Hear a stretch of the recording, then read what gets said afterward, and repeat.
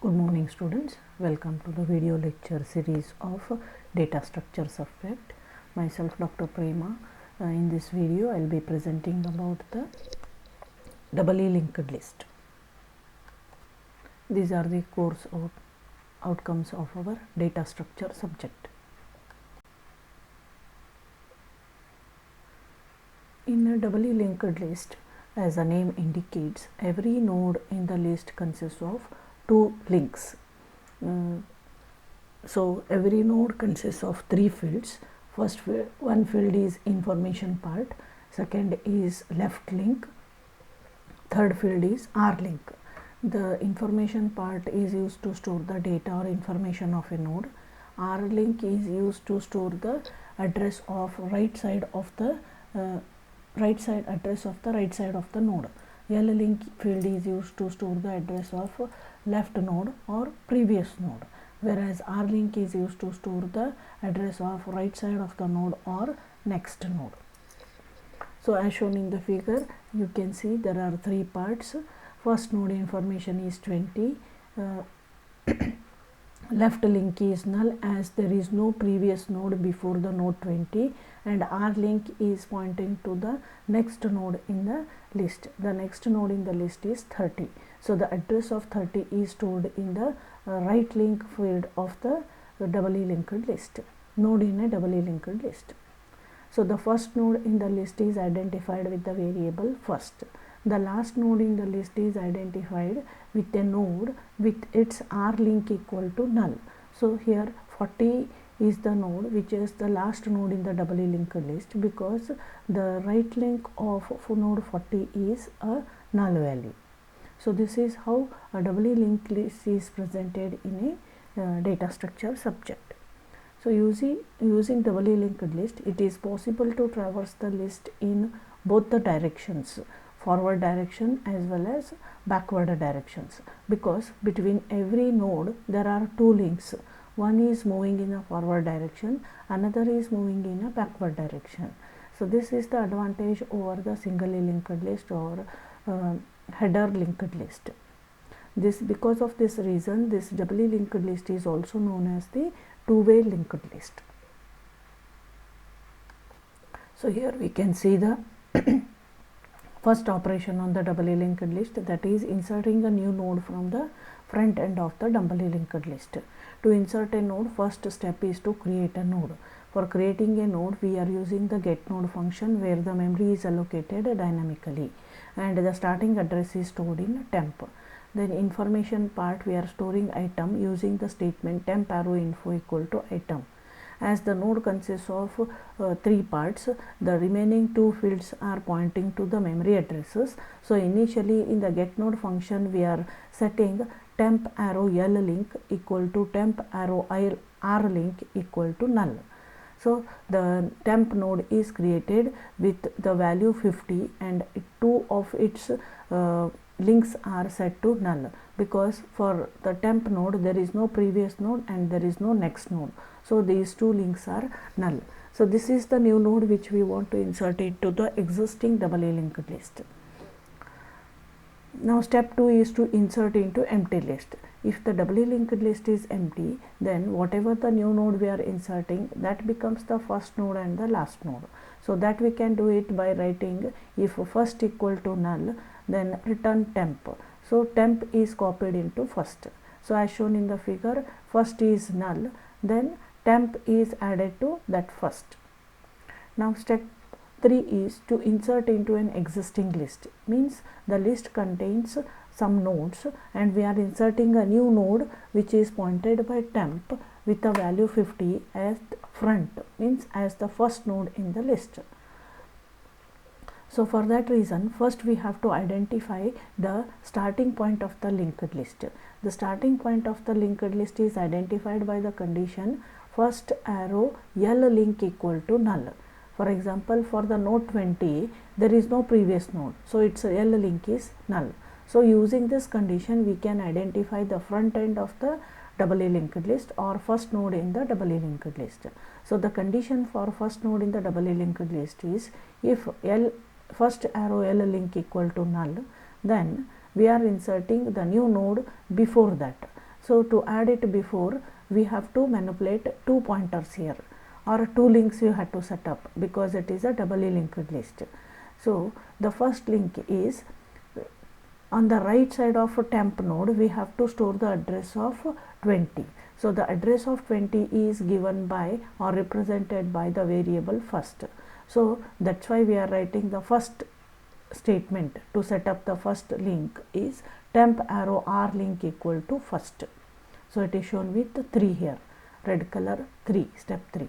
Then in the left link of node 20, we have to store the address of temp, because once we add 50, so 50 node becomes the previous node for 20. That's why we have to store the left link of 20, the address of 50, that is indicated by temp. That's why we are writing the statement first arrow L link equal to temp. So by using these 3 statements, we have successfully added the node temp at the front end of the doubly linked list.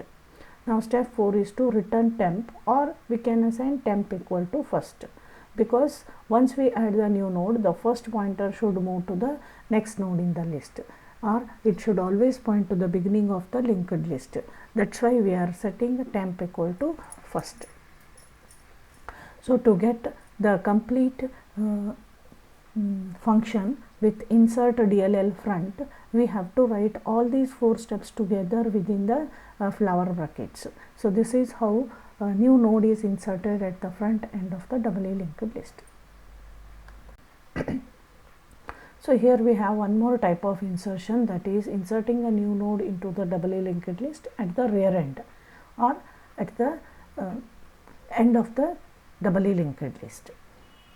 So the step 1 is the same as previous insertion, that is creating a node. We can create the node using getNode function. The starting address is stored in the variable temp.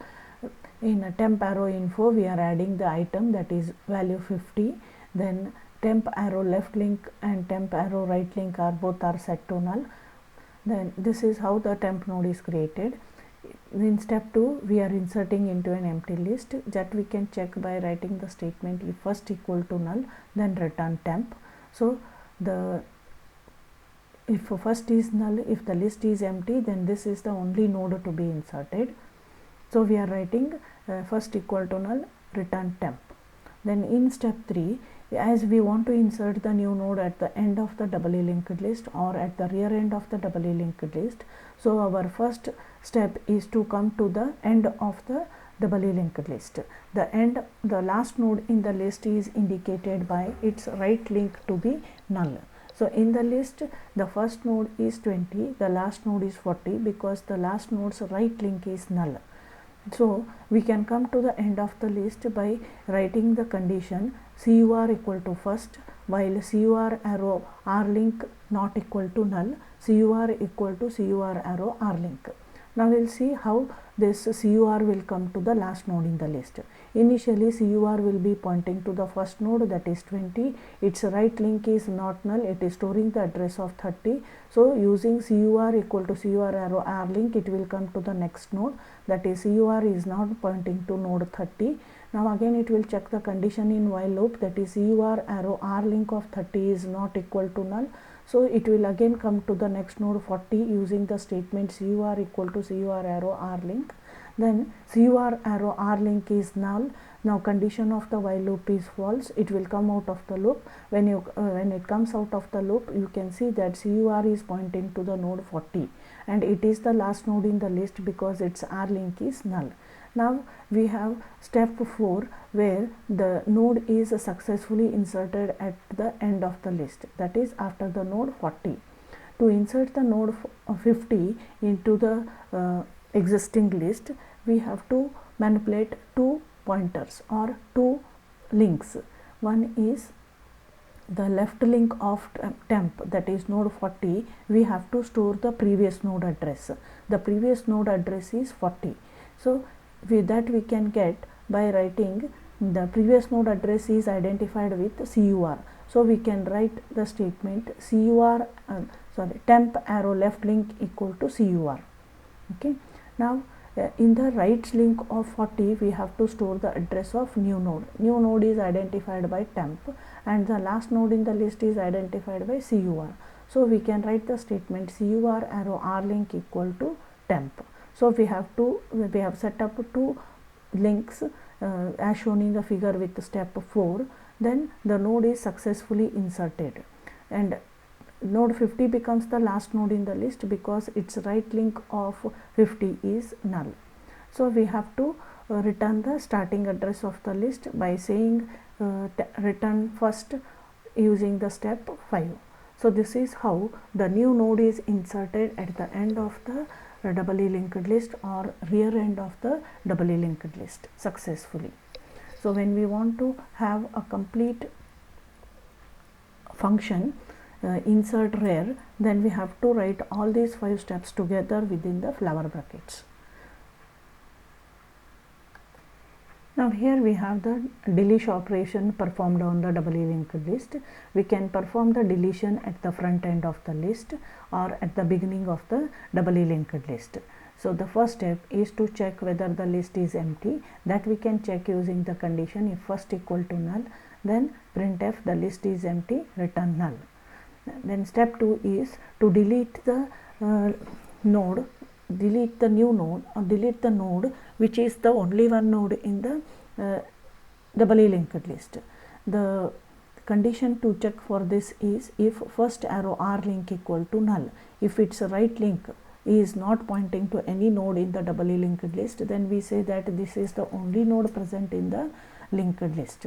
So that can be deleted by first removing the information as printf item deleted equal to %d first arrow info, then deallocate the memory using free first, then return null. Then case 3 is when the list contains more than one nodes, then you have to delete the first node in the list. So the first node in the list is identified by its left link to be null. So in the given figure there are 4 nodes with the value 20, 30, 40 and 50. So the first node in the list is 20 because its left link is null. The last node in the list is 50 because its right link is null.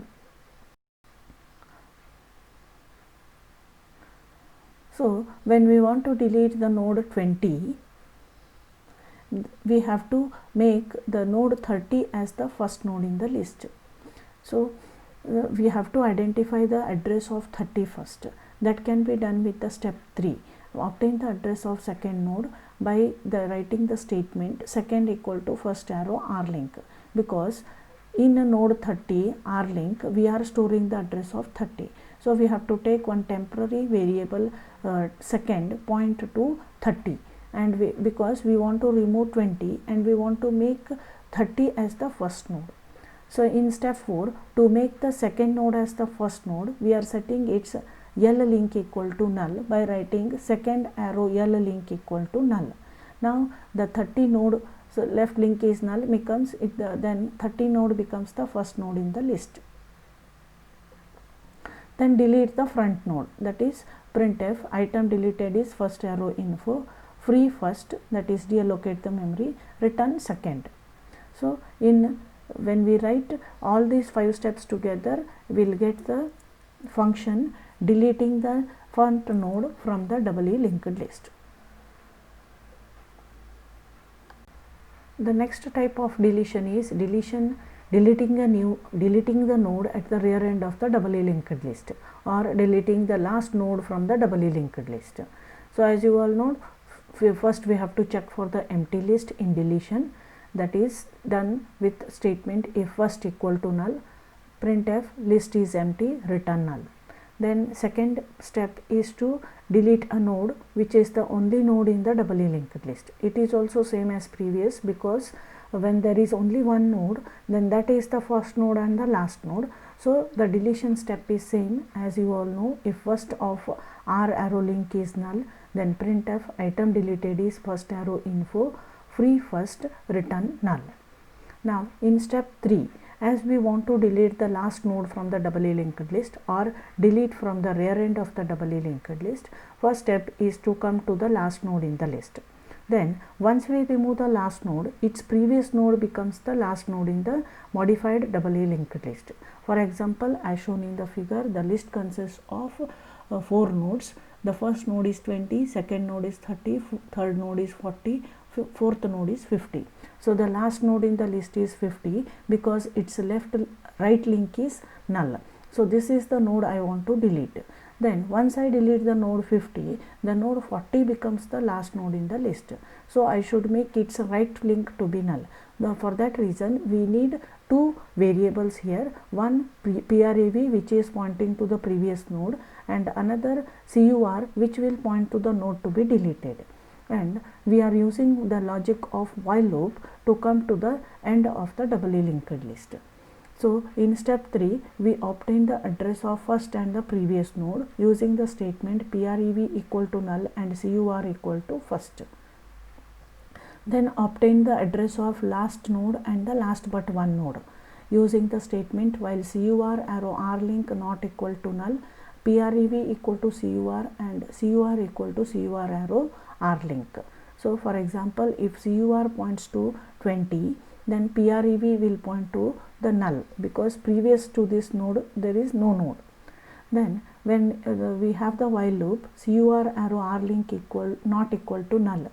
So CUR is now pointing to node 20, its R link is not null. So CUR will come to the node 30, PREV will come to the node 20. Now again the condition is tested which is true, that is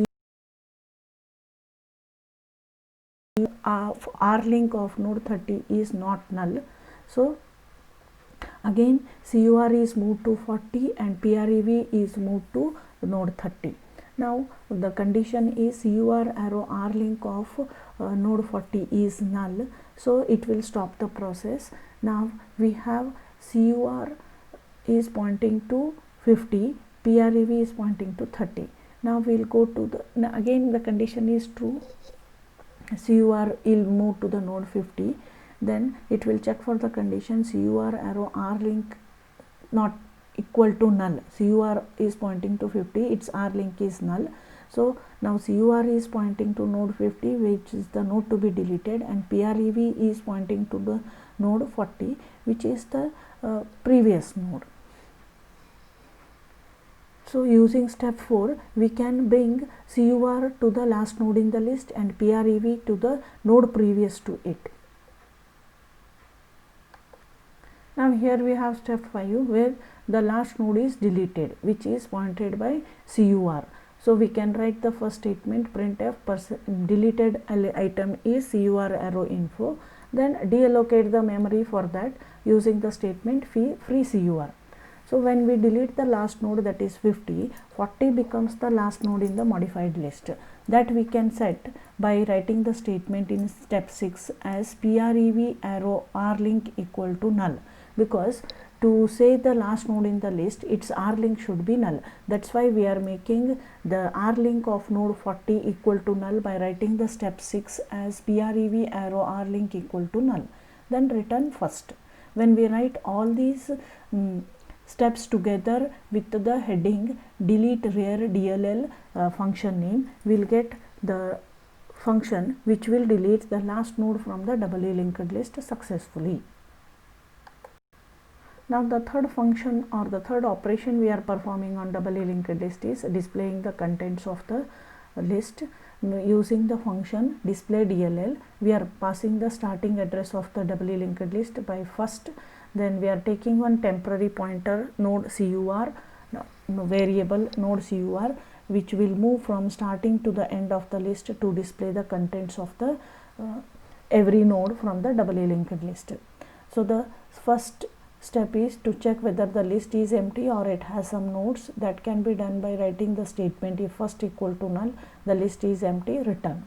Otherwise we display the message contents of the list are, CUR is made to point to the first or the beginning of the linked list by writing the statement CUR equal to first. Now we have to display every node contents till we reach the end of the list. The last node in the list is identified by its R link to be null. That's why we are using the condition while CUR arrow R link not equal to null, display its node content by writing printf cur arrow info. After displaying, move to the next node by writing the statement cur equal to cur arrow rlink. So like this it will move to all the nodes in the list. Once it comes to the last node, that is when its rlink is null, it will come out of the while loop. Then you display the last node content by writing the statement printf %d cur arrow info. So this is how this display DLL will display the contents of all the nodes in the doubly linked list.